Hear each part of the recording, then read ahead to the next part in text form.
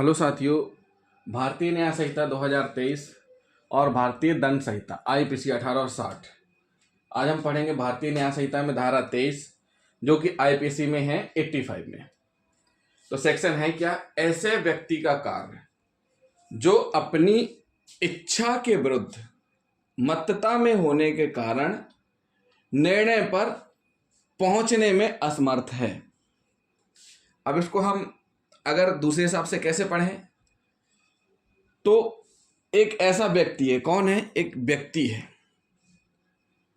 और वह कोई कार्य कर रहा है जो विधि द्वारा निषिद्ध है, विधि विरुद्ध है या आपराधिक कृत्य है। कार्य कर रहा है और जो कार्य कर रहा है अपनी इच्छा के विरुद्ध। किस स्थिति में कर रहा है? अपनी इच्छा के विरुद्ध मत्तता में, यानी नशे में है। अपनी इच्छा मतलब वह नहीं चाह रहा है कि वो नशा करके कोई कार्य करे, लेकिन वह मत्तता में होने के कारण इस निर्णय में नहीं पहुंच पा रहा है कि उसके द्वारा जो कार्य किया जा रहा है वो किस प्रकार का है। तो जिन साथियों ने अभी तक हमारा चैनल सब्सक्राइब नहीं किया है तो हमारे चैनल को सब्सक्राइब कर लें और वीडियो को लास्ट तक जरूर देखें। इसकी जो किताब की परिभाषा है वो उसको हम एक बार पढ़ देते हैं, फिर हम इसको समझाएंगे डिटेल में। कोई बात अपराध नहीं है जो ऐसे व्यक्ति द्वारा की जाती है जो उसे करते समय मत्तता के कारण उस कार्य की प्रकृति या यह कि जो कुछ वह कर रहा है वह दोषपूर्ण या विधि के प्रतिकूल है जानने में असमर्थ है, परंतु यह तब जबकि वह चीज जिससे उसकी मत्तता हुई थी उसको अपने ज्ञान के बिना या इच्छा के विरुद्ध दी गई थी। तो इसको हम आपको अपने हिसाब से हम समझाने की कोशिश करेंगे कि ये जो धारा बता रही है इस धारा का रीजन क्या है बताने का। उनका कहना यह है कि कब आपराधिक कृत्य में इसका बचाव मिलेगा या नहीं मिलेगा। जो व्यक्ति मत्तता में है, और मत्तता किस प्रकार की है ये डिपेंड करता है कंडीशन पर। स्वैच्छिक है कि जबरदस्ती वाली है, ज्ञान के बिना वाली है। तो उपरोक्त धारा में बताया गया है कि यदि किसी व्यक्ति को उसकी इच्छा के विरुद्ध या जानकारी के बिना धोखे से, किसी व्यक्ति को उसकी इच्छा के विरुद्ध जानकारी के बिना धोखे से या षड्यंत्र द्वारा मद्यपान या नशा करने के लिए विवश किया जाए और नशे के प्रभाव में वह अपने कृत्य की प्रकृति अथवा गुण दोष को समझ सकने में असमर्थ हो। मतलब इतना नशा हो जाए कि वह यह नहीं समझ सकता कि कृत्य जो कर रहा है उसकी प्रकृति क्या है, उसके अच्छाई बुराई क्या है। तो उसका कृत्य क्षम्य होगा, उसका कृत्य जो उसके द्वारा किया जाएगा वह क्षम्य होगा। परंतु यदि मद्यपान या नशा स्वेच्छा से किया गया है, परंतु अगर नशा स्वेच्छा से किया गया है तो नशे की हालत में किया गया अपराध कृत्य क्षम्य नहीं होगा। अर्थात इसका मतलब यह है कि व्यक्ति को स्वेच्छा से किए गए नशे का परिणाम नशा उतरने के बाद भोगना पड़ेगा। सीधी सी बात है, जब पता नहीं चलेगा, लेकिन जैसे ही नशा उतरेगा तो उसकी सजा तो आपको भुगतनी पड़ेगी। तो अब बात आती है इस अंतर्गत किन परिस्थितियों में अभियुक्त को आपराधिक दायित्व से उन्मुक्ति मिल सकती है अगर वह साबित कर दे। क्या साबित कर दे वो हम आपको बता दें। अगर वह व्यक्ति साबित कर दे तो उसको उन अपराधों से उन्मुक्ति मतलब उन अपराधों से उसका बचाव हो सकता है। पहली कंडीशन यह है कि मद्यपान, कोई व्यक्ति जो भी है, मद्यपान नशा उसकी जानकारी के बिना कराया गया, उसको जो नशा कराया गया है उसको जानकारी के बिना कराया गया है। मतलब उसको बताया नहीं गया है कि पान आपको दे रहे हैं, पान में क्या है, किसी प्रकार का नशा मिला है। आपको समोसा खिलाया जा रहा है, समोसे में कोई नशा है, यह उसको नहीं बताया गया है। मद्यपान नशा उसकी इच्छा के बिना विवश करके किया गया, मतलब उसको विवश किया गया, उसको जबरदस्ती बलपूर्वक दबाया गया कि नहीं करना पड़ेगा, कर। बहुत से केस ऐसे फिल्मों में हम देखते हैं कि विलन जबरदस्ती किसी गरीब आदमी को मजबूर करता है शराब पीने के लिए या ऐसी कंडीशन उत्पन्न कर देता है। तो सीधी सी बात है वो विवश करे, और जब वह व्यक्ति नशा कर ले उसकी जानकारी के बिना और उसको जबरदस्ती नशा करा दिया जाए, फिर उसके बाद नशे में होने के कारण अब वो नशे में हो गया अब पहली कंडीशन, अपराध करते समय, मतलब आपराधिक कृत्य, ऐसा कोई कार्य करते समय जो विधि द्वारा निषिद्ध है, वह अपराध की प्रकृति समझने में असमर्थ था, मतलब अच्छा बुरा समझने में असमर्थ था। क्यों? क्योंकि जो व्यक्ति नशा नहीं करता है, अगर उस व्यक्ति को आप धोखे से राजश्री या सुपारी या कुछ ऐसा गुटखा तमाकू खिला दोगे तो वो भी उसको लग जाएगा और उसकी हालत खराब हो जाएंगी, उल्टियां करने लगेगा। तो ऐसी स्थिति में जब किसी को एक ऐसा ड्रग्स दिया जाए जिसमें उसकी सोचने समझने की शक्ति बिल्कुल अस्थिर हो जाए, उस स्थिति में वह कोई कार्य करने लगे, तो जब उसको उस कार्य की प्रकृति के बारे में समझ ना हो, वह व्यक्ति जो कुछ कर रहा है, मतलब जो व्यक्ति इतने नशे में है कि उसको होश ही नहीं है और वह जो कार्य कर रहा है उसको यह पता ही नहीं है कि वह गलत कर रहा है, लेकिन ये सारी चीजें आपको सिद्ध करनी पड़ेंगी। ऐसा नहीं है कि आपने कह दिया हम तो साहब नशे में थे, होश ही नहीं था, ऐसे नहीं चलेगा। आप स्वैच्छिक मतता नहीं कर सकते। ये सारी की सारी कंडीशन कब लागू होती हैं? जब आपको ये सारी की सारी चीजें सिद्ध करनी पड़ेंगी। आप इनको सिद्ध करेंगे कि वाकई में आपके साथ ऐसा हुआ था। बहुत से केसों में आपने देखा होगा कि अपरिचित लोग जिनके पास अवसर, हमने बताया कि अवसर क्या होता है, किसी व्यक्ति के पास उसको पान में मिलाकर या चाय में मिलाकर नशीला पदार्थ पिलाने का अवसर कब होगा? या तो वह उसका परिचित हो या वह उसका दोस्त हो,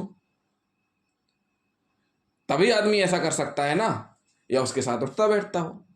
तो इन कंडीशनों में जब नशे में है और उसके द्वारा कोई कार्य किया जा रहा है, जो है कार्य कर रहा है उस कार्य के बारे में उसको पता भी नहीं है, और वो जो कार्य हो रहा है गलत है कि सही उसको नहीं जानकर, उस स्थिति में उसको इस आपराधिक कृत्य से उन्मोचित यानी छूट प्रदान होगी। इस धारा के अंतर्गत उसको इस चीज का लाभ मिलेगा।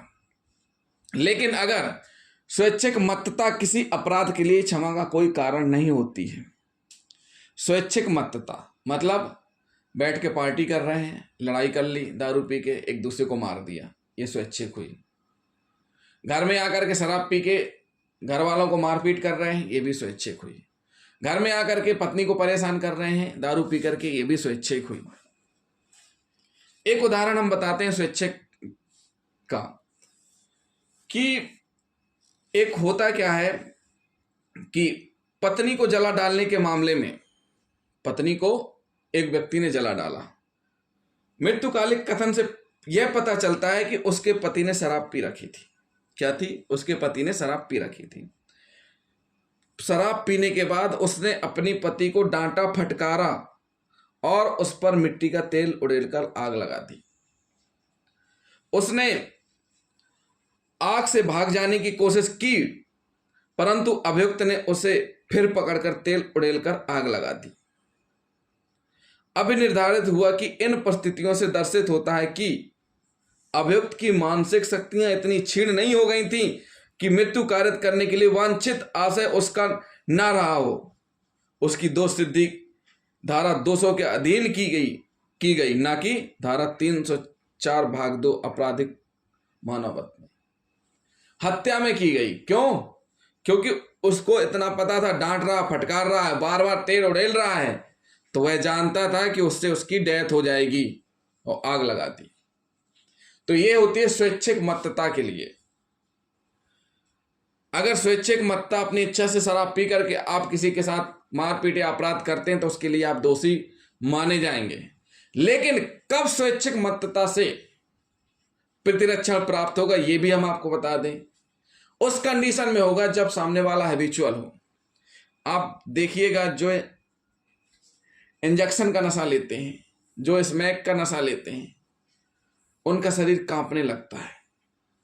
उनको अगर वो नशा नहीं मिला है तो वो जी नहीं सकते हैं। एक ऐसे हैबिचुअल हो जाते हैं, ऐसे आदी हो जाते हैं, और नशा करते करते उनको एक ऐसी बीमारी हो जाती है जिसको बोला जाता है डिलीरियम ट्रेमेंस, चित्त भ्रम, जो लगातार अत्यधिक मदिरापान से हो जाता है, जिससे उसका दिमाग काम करना बंद कर देता है, यानी दिमाग कुंद हो जाता है, विवेक की क्षमता की हानि हो जाती है, विवेक में गंभीर दोष कारित कर देता है, दूसरे शब्दों में हम कहें तो उन्मत्तता चाहे मत्तता के कारण हो गई हो, अन्यथा आरोपित अपराध से बचाव है।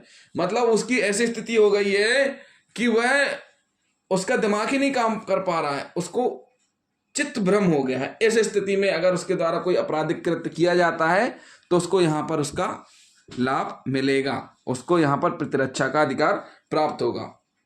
अब हम पढ़ेंगे ज्ञान के बिना, मतलब ज्ञान के बिना मत्तता कैसे होगी। इसमें क्या आएगा, कोई व्यक्ति जैसे मतलब उसे क्या खिलाया पिलाया गया उसे पता नहीं, किसी व्यक्ति को कुछ खिला पिला दिया गया उसको पता ही नहीं चला, कोल्ड ड्रिंक्स में कुछ मिला के पिला दिया पता ही नहीं चला, नशा था, लेकिन उसे यह भी नहीं पता कि खाने में कौन सी नशीली वस्तु मिश्रित है। जिसको नशा दिया गया उसको नहीं पता कि कौन सी वस्तु मिश्रित है।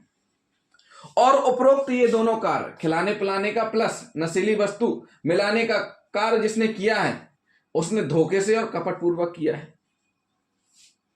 तो इस स्थिति में अगर उसके द्वारा कोई कार्य किया जाता है तो उसको प्रतिरक्षा का अधिकार मिलेगा। जैसे किसी व्यक्ति को दूध में कोई मादक द्रव्य मिलाकर दे दिया जाए और अब वह व्यक्ति अभियुक्त जिसके द्वारा आपराधिक कृत्य किया गया है वह उसको दूध समझकर पी जाए, तो ऐसी स्थिति में उसको उस चीज की प्रतिरक्षा मिलेगी।